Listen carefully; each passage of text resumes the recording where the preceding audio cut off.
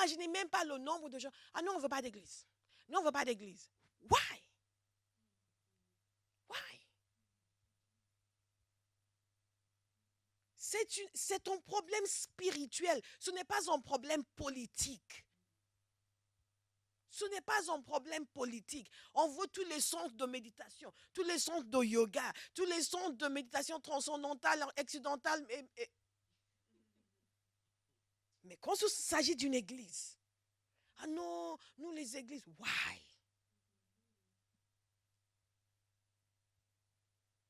L'église en France doit se réveiller et commencer à prier. C'est un combat spirituel. Et ce sont des attaques au niveau de la communauté. Parce que ce n'est même pas que des autorités. C'est même des gens qui louent les locaux qui disent on ne veut pas d'église. En quoi ça vous dérange? Dites-moi.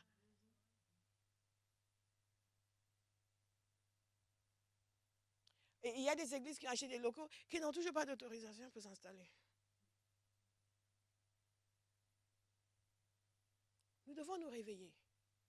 Et cette histoire de... Et tout cela continue parce que les chrétiens dorment au lieu de prier. Les chrétiens dorment au lieu de prier. Parce que le combat spirituel pour nous, c'est uniquement à notre niveau, au niveau de notre ventre, de notre maison, de notre appartement. Il faut que nous soyons délivrés de cette petitesse d'esprit. Cette petitesse d'esprit. Vous voyez les gens, vous ne savez même pas ce qu'ils sont devenus pendant des années. C'est comme une femme qui était allée dans une église, on a prié pour elle, elle a eu un enfant, elle voulait un enfant, elle a eu un enfant et elle a disparu. Et après, elle a dit à quelqu'un, oui, oui, il faut que je retourne là-bas parce que je veux un deuxième enfant. Pardon? Et beaucoup de chrétiens fonctionnent comme cela. Aucun engagement dans quoi que ce soit au-delà de leur propre vie. Et donc, le combat continue, rude, contre l'Église. Parce que le combat contre l'Église, croyez-moi, c'est le combat contre vous. Rude, continue. Parce que les gens ne se lèvent pas pour dire on va. On dit on va prier tous les jours et les gens ne le font pas. Ils ne le font pas. Et ils ne sont même pas dérangés. Ils ne se sont même pas gênés du fait qu'ils n'ont pas respecté. Mais ils vont venir, que Dieu les bénisse, que Dieu les touche, que Dieu change leur vie. Je prie que quelqu'un à Bahia soit libéré de l'irresponsabilité spirituelle. Nous ne sommes pas venus sur terre juste pour recevoir et être bénis. Quelle petitesse d'esprit. Nous sommes là pour changer quelque chose. Nous sommes là pour imposer l'obéissance au diable.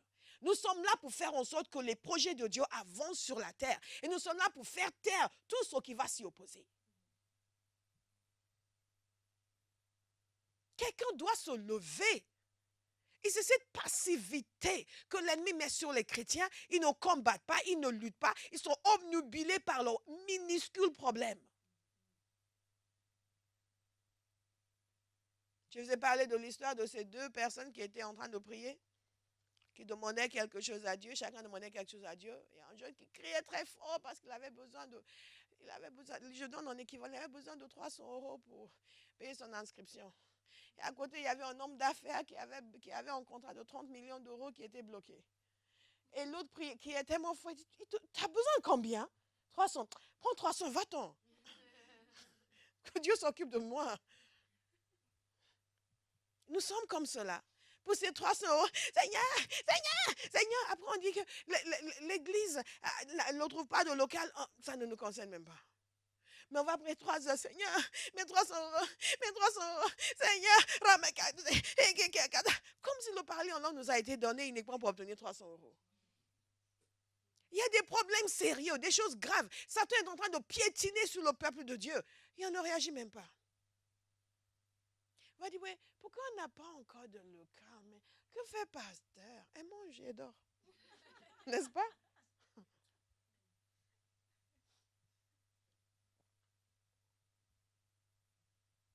Nous devons devenir un peuple responsable. Dieu nous a mis sur terre pour être responsables.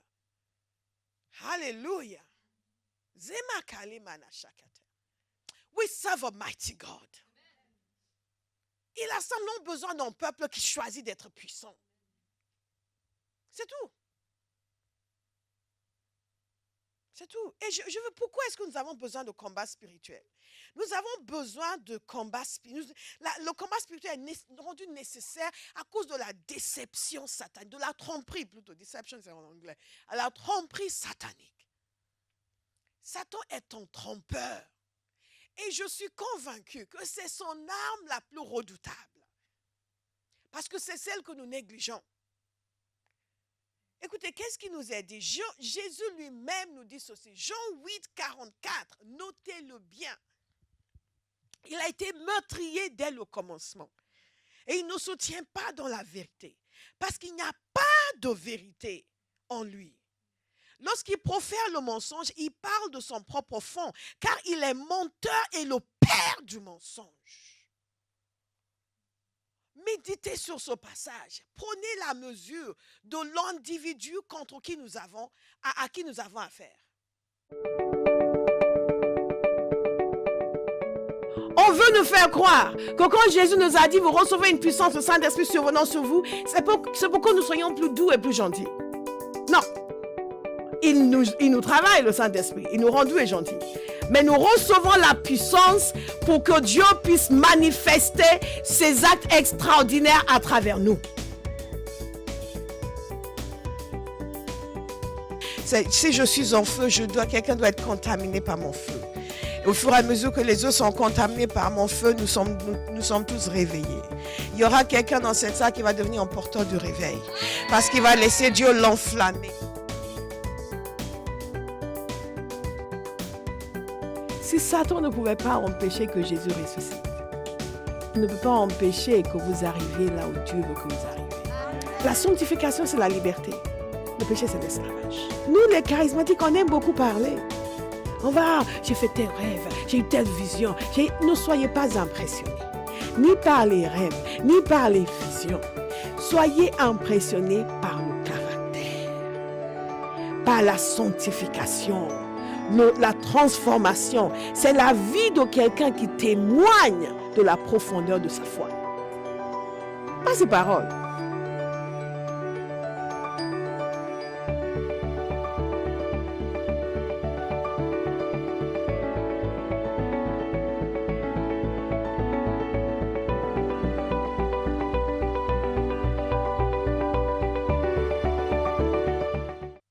Contre qui nous luttons?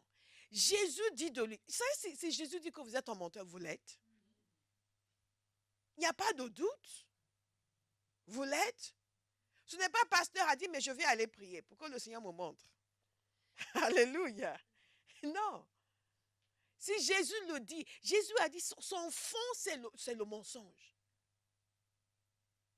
Et vous avez affaire à un individu comme cela. Qu'est-ce qu'il va faire? Il va vous tromper en permanence. Et il le fait à tous les niveaux. Il trompe les chefs d'État, il les trompe en permanence. Les nations, il les trompe en permanence. Les sociétés, il les trompe en permanence. Il leur dit ce qui est bon est mauvais et que ce qui est mauvais est bon. Et les gens suivent. Et les gens suivent. Ah non, vous savez, nous avons évolué. Mensonge, mensonge, mensonge, mensonge. Il les trompe en permanence. À tous les niveaux. Les familles entières, il les trompe. Les individus, ils les trompent. Mensonge sur mensonge sur mensonge. Et les gens ne font pas attention. Ils croient tout ce qui leur vient en tête. Ils croient tout ce que les gens leur disent. Parfois, je demande aux gens d'aller faire des démarches et ils reviennent et me disent, oui, ils ont dit ceci, ceci, cela. Et toi, tu as dit quoi? Ben, ils ont dit, et tu as cru? Mais les gens mentent en permanence. Et ces gens mentent en permanence. Vous allez que vous demandez des renseignements, ils vous disent des mensonges. Et vous revenez, ah, ils ont dit ça. Non, mais ils ont menti. Il faut poser des questions. Satan ment en permanence. Il détourne des sociétés entières par des mensonges. Il ment sur ce qui est bon. Il ment sur ce qui est mauvais. Il ment sur la pensée des gens. Il ment sur les relations. Les gens se fâchent irrémédiablement parce qu'un tel a fait ça. C'est un mensonge. Et c'est important pour nous de prendre la mesure de cela pour que nous décidions de vivre dans la vérité. Et je crois que ça, c'est un domaine où les chrétiens ne sont pas assez vigilants. On n'est pas assez vigilants. Je ne sais pas pour vous, mais moi, je vais être vigilante. Donc, les gens n'ont pas une compréhension de la vraie réalité des choses. Tout ce que nous disons, quand vous lisez, vous écoutez qu'est-ce que l'évangile, regardez la vidéo de qu'est-ce que l'évangile. Regardez, l'évangile est une histoire. Cette histoire de l'évangile, la majorité des gens sur la terre ne connaissent pas. Donc, ils ne connaissent même pas le sens de l'existence, de la réalité, les relations entre Dieu et les êtres humains, qui est le diable. Ils ne savent absolument rien. Satan leur ment en permanence. Il y a des gens qui disent, oui, après, ici, vous savez, on meurt et après, c'est le néant. Et quoi encore? Il transmet sa tromperie par tous les moyens possibles et imaginables. Beaucoup de gens basent leur vie sur un mensonge. Toute leur existence sur un mensonge. Leur conception de la réalité, leur conception de l'univers, tout est mensonge. Nous voyons bien le diable quand il vient tuer quelqu'un ou faire quelque chose de physique et de palpable. Mais son terrain d'action, de prédilection, c'est dans la pensée, ce que vous croyez. Ce qu'il veut, c'est à vous amener à croire ce que lui veut vous faire croire. Et son combat dans les sociétés, c'est au niveau de ce que nous croyons. Telle société, qu'est-ce qu'elle croit? En qui est-ce qu'elle croit? Il veut nous amener à avoir une vision de Dieu, de nous-mêmes, de ce qui est bon, de ce qui est mauvais, qui ne correspond pas du tout à ce que Dieu veut. C'est vraiment fondamental de le comprendre. Qu'est-ce que vous croyez? Qu'est-ce que nous pensons? C'est cela qui détermine si oui ou non nous avons été trompés. Alléluia. Alléluia. Alléluia. Une vraie compréhension de la réalité. Et même en tant que chrétiens, nous devons avoir une conscience de la réalité chrétienne. Où est-ce que nous en sommes dans le plan de Dieu? Qu'est-ce qui se passe? Je veux vous supplier aujourd'hui. Soyez libérés de vous-même. Les chrétiens sont trop obsédés avec eux-mêmes. Vous n'êtes pas si important que ça. Dieu nous aime par grâce, pas parce que nous sommes importants. Mais si nous sommes trop préoccupés par notre existence, nous passons à côté de l'existence. Alléluia. Il y a une dimension de vérité. Qu'est-ce que Dieu fait en ce moment? Quelle est la situation de l'Église aujourd'hui? Quelle est la situation de la chrétienté dans le monde aujourd'hui? Est-ce que nous avons des yeux pour voir? Est-ce que nous prenons notre part? Et une partie de notre combat spirituel, c'est toujours de comprendre exactement ce qui se passe et ne pas laisser le diable nous mentir sur les choses qui sont vraiment importantes. Nous avons toujours quelque chose de mieux à faire que de faire ce que Dieu veut. Parce que Satan nous dit que ce n'est pas important. Quand vous regardez, par exemple, je vous donne un exemple très simple. Prenez un pays comme le Nigeria. Il y a beaucoup de gens, ils sont là, ils vivent leur vie, ils reçoivent leur bénédiction, leur miracle, ils rentrent chez eux, alléluia. Mais il y a d'autres personnes qui ont des yeux pour voir, qui sont à fond dans l'intercession parce qu'ils ont compris que comme c'est le cas dans d'autres pays, ils sont pris en étau. L'Église est prise en étau. Entre d'un côté l'islamisme radical qui veut submerger le pays et qui veut anéantir le christianisme comme ils ont fait au Moyen-Orient, comme ils ont fait en Afrique du Nord. Et de l'autre côté, une revendication de plus en plus grande de la part des autorités laïques pour contrôler l'Église. Mais la majorité des chrétiens, qu'est-ce qu'ils font? Ils reçoivent leur miracle, ils reçoivent leur miracle, ils reçoivent leur miracle. Et ils prient pour leur vie. Mais il y a des gens qui ont vu qu'ils sont à genoux. En France, est-ce que nous sommes conscients de la dimension spirituelle? Ce qui se passe pour l'Église dans cette nation. Est-ce que nous sommes conscients du fait que Satan est en train de réclamer notre âme?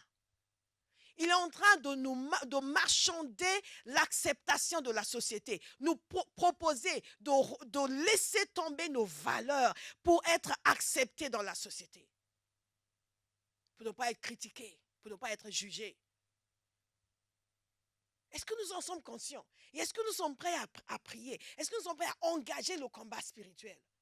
où nous sommes trop occupés à critiquer telle église et tel pasteur et tel serviteur et tel ceci. Et il y a des gens qui ne comprennent rien. La parole de Dieu nous dit que les fils d'Issachar, ils avaient des yeux pour voir. Ils pouvaient discerner les temps et les saisons. Et ils savaient ce qu'Israël doit faire. Nous avons besoin. Le combat spirituel, c'est comprendre ce qui se passe et pouvoir discerner, agir et réagir. Non pas se faire avoir. Dans le monde occidental, Satan a emmené le combat dans l'église. Il met une intimidation extraordinaire sur les chrétiens. Une intimidation sur les serviteurs de Dieu. Pour renier les valeurs bibliques. Une intimidation. C'est un véritable enjeu spirituel. Et nous devons prier. Non pas juste là, Seigneur mon miracle. Et dès que je l'ai, c'est fini. C'est la seule chose qui compte pour moi. Nous sommes exactement comme les chrétiens dans d'autres générations. Cette obsession avec nous-mêmes, ça c'est un véritable combat que Satan livre contre nous. Il livre ce combat au niveau de la pensée. Il nous occupe les pensées avec nos vies, nos soucis, nos histoires. Comme si nous étions si importants que ça. Comme si nous comptions pour ça. Si vous tuez aujourd'hui, il va continuer. Il ne va même pas s'arrêter. Il va continuer encore. Et vous donne l'impression que quand vous allez régler tout ce qu'il y a dans votre vie, là, vous pouvez faire la volonté de Dieu. Non. C'est un véritable combat. Et c'est toutes les générations, c'est la même chose. Toutes les générations, c'est la même chose. Là où notre foi a triomphé, c'est là où les chrétiens ont compris les enjeux.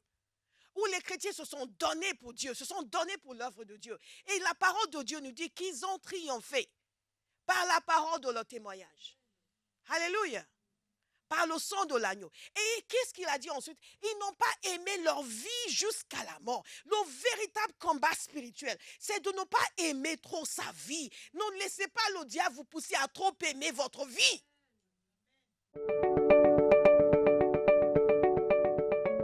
On veut nous faire croire que quand Jésus nous a dit, vous recevez une puissance, le Saint-Esprit survenant sur vous, c'est pour que nous soyons plus doux et plus gentils. Non. Il nous travaille, le Saint-Esprit. Il nous rend doux et gentils. Mais nous recevons la puissance pour que Dieu puisse manifester ses actes extraordinaires à travers nous.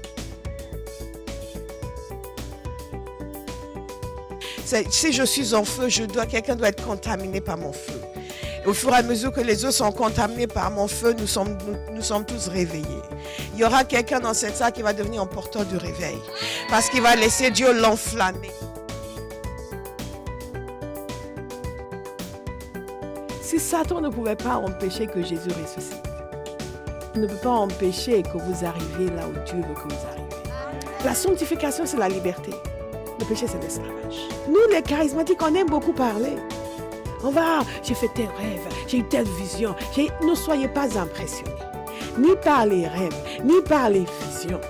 Soyez impressionnés par le caractère, par la sanctification. La transformation, c'est la vie de quelqu'un qui témoigne de la profondeur de sa foi. Pas ses paroles.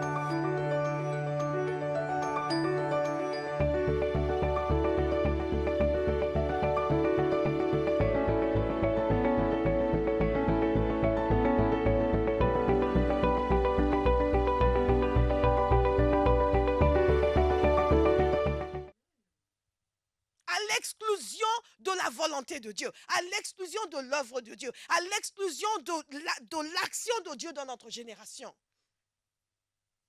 Ils n'ont pas aimé leur vie jusqu'à la mort. Ils n'ont pas estimé que leur vie avait de la valeur. Tant que la volonté de Dieu est faite, il y a tellement de gens dont Dieu a besoin pour son œuvre, mais ils sont trop préoccupés par leurs idées, leurs pensées, leur vie. Le véritable combat, c'est là-dedans. Satan fait tout pour nous voiler la face. Tromperie, tromperie, tromperie. On ne voit pas ce qu'on est censé voir. Et on ne voit pas la valeur de ce qu'on ne voit pas.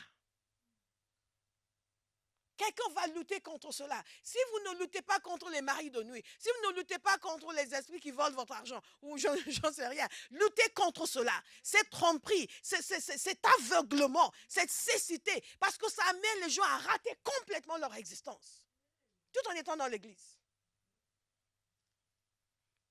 Jésus nous a confié son œuvre. Il nous a confié le salut de notre génération. Ce n'est pas l'apôtre Paul qui va venir sauver la France au XXIe siècle. Ce n'est pas l'apôtre Paul qui va prêcher l'évangile à Angoulême, à Perpignan. Ce n'est pas l'apôtre Paul qui va prêcher l'évangile à Lille. C'est vous et c'est moi.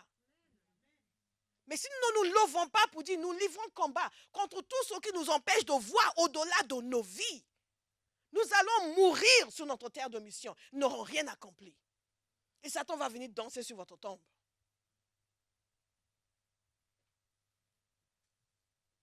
Le combat spirituel, c'est parce que nous avons un ennemi qui trompe en permanence. Et quand je vois les chrétiens se chamailler entre eux, quand je vois les chrétiens se détruire entre eux, quand je vois des gens attaquer les autres parce qu'ils sont contre la dîme, ils sont pour la dîme, je vois des gens qui sont complètement trompés par le diable, qui ne comprennent pas du tout les enjeux. Les enjeux dans notre génération, ce n'est pas la dîme. Les enjeux dans notre génération, ce n'est pas la prospérité ou contre la prospérité. Faites ce que vous voulez. Vous êtes pauvre, restez pauvre. Vous voulez prospérer, soyez prospère. Ce n'est pas ça les enjeux. Il y a des puissances qui sont en train d'asphyxier la foi chrétienne. Asphyxier ici en Europe par l'intimidation et le compromis. Asphyxier en Afrique. Asphyxier par la guerre, par le combat. Nous sommes en train de vivre. C'est un étau qui se resserre sur l'église. Et les gens sont en train de se chamailler sur qui donne la dîme et qui ne donne pas la dîme. Tromperie et mensonge. Ce n'est pas ça notre combat. Nous devons lutter pour notre foi. Nous devons amener l'évangile dans notre génération. Satan domine la pensée des gens, domine leur tête, domine leur vie, les domine dans tous les sens. Et nous sommes en train de nous chamailler sur nous sommes une église de maison, nous sommes une église de cellules, nous sommes contre les méga church. Come on, be quiet. La tromperie. Jésus a dit c'est le père du mensonge. Il y a des gens qui sont théologiquement trompés. Ils vont voir quelque chose dans la parole, ça va devenir leur cheval de bataille. Tous ceux qui ne voient pas comme eux, il faut les dénoncer, il faut les attaquer, il faut les ridiculiser, il faut les insulter, pendant que les âmes vont en enfer tous les jours. Vous savez, partout où l'Église s'est laissée tromper par le diable sur la véritable bataille, elle a perdu du terrain. Elle a perdu du terrain. Elle n'a pas vu ceux qui étaient là, ceux contre lesquels elle devait combattre. Elle a perdu du terrain. Je vous parlais de la recherche que j'avais faite sur l'évangélisation de l'Afrique. Pourquoi il a fallu le 18e, le 19e siècle? My God. L'évangile est arrivé en Afrique au 1er siècle. Pourquoi l'Afrique subsaharienne n'a pas été touchée? Les premières églises en Afrique, en Égypte, les églises de l'Afrique du Nord, étaient enfermées dans des combats théologiques. Nous bénissons le Seigneur pour les gens comme Athanase, qui ont combattu pour des choses sérieuses comme la divinité du Christ. Mais en même temps, il y avait tellement de conflits à l'intérieur de l'Église. À l'intérieur de l'Église. Même la conversion du Soudan, il a fallu presque 4 siècles. L'Éthiopie a été convertie 3e, 4e siècle. En début de l'Union éthiopienne. Qu'est-ce qu'il a fait quand il est revenu? Je ne sais pas. Est-ce que vous me suivez? Et quand les Portugais sont arrivés au 15e, au 16e siècle, ils ont passé leur temps à faire du commerce. Ils ont amené une version de l'évangile qui a été complètement syncrétisée. Mais quand l'Église perd le sens de son combat et s'enferme dans d'autres combats, Satan gagne. C'est un véritable combat spirituel de garder les yeux sur les objectifs que le Seigneur nous a fixés. Il y a des esprits de tromperie, de mensonges. Ils vont nous faire croire qu'il faut que tu défendes la dîme. Il faut que tu parles contre la dîme. Il faut le faire. Il faut sauver l'Église. Vous n'allez pas sauver l'Église en parlant contre la dîme. Et aucun d'entre nous n'est là pour sauver l'Église. Jésus peut sauver son Église. Mais il a dit, allez et faites des nations des disciples. Si nous ne prêchons pas l'Évangile, l'Église se rétrécit. Et les chrétiens ne sont pas forts. Nous ne sommes pas fortifiés par des combats internes. Combien de gens disent maintenant, moi je ne vais plus dans aucune église, je reste à la maison et je regarde Internet. Et à quoi tu sers pour le Seigneur? Parce que Jésus est mort pour que tu puisses être bien, toi. Quelle est ton utilité dans le royaume? Tromperie. Tromperie. Satan nous trompe sur tout le sens. Et les gens ne se rendent même pas compte. Nous suivons les mœurs de la société. Nous suivons les valeurs de la société. Ils nous trompent sur ce qui est bon, sur ce qui est mauvais. Ils nous trompent. Sans parler de tous ceux qui ont des visions bizarres. Et nous les suivons. Dieu m'a emmené, Dieu m'a emmené en enfer. Oh, j'ai vu mon ancien pasteur. Mon Dieu, cet homme qui avait l'air d'être bien. Méfiez-vous, attention. God punish the devil. Il a trouvé ses agents dans l'église, qui vont maintenant désigner qui est en enfer et qui est au ciel. Vous serez étonné de vous y retrouver vous-même. Et les gens se laissent tromper par toutes sortes de choses. Et nous ne voyons même pas qu'il est temps de nous lever, de prêcher l'évangile dans notre génération, de nous tenir pour la vérité. Le combat spirituel est une réalité. Ce n'est pas uniquement le démon qui vous opprime la nuit.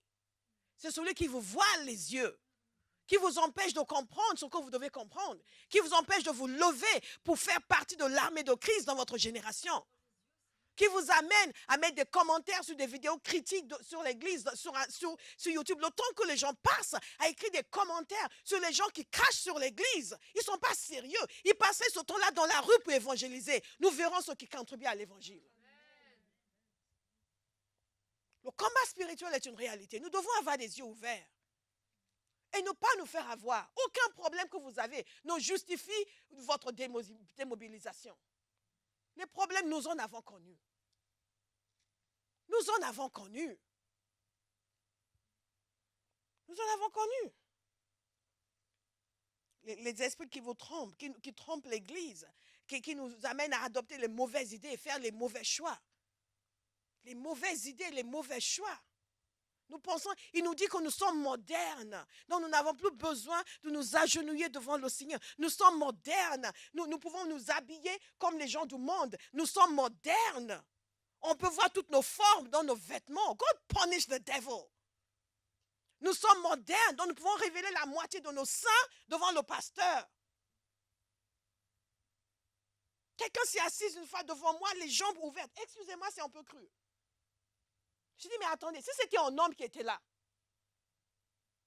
et nous sommes chrétiens, tromperie, nos valeurs complètement retournées dans tous les sens.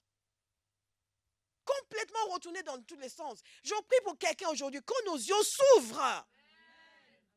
Que nos yeux s'ouvrent. Satan nous ment en permanence et nous le croyons.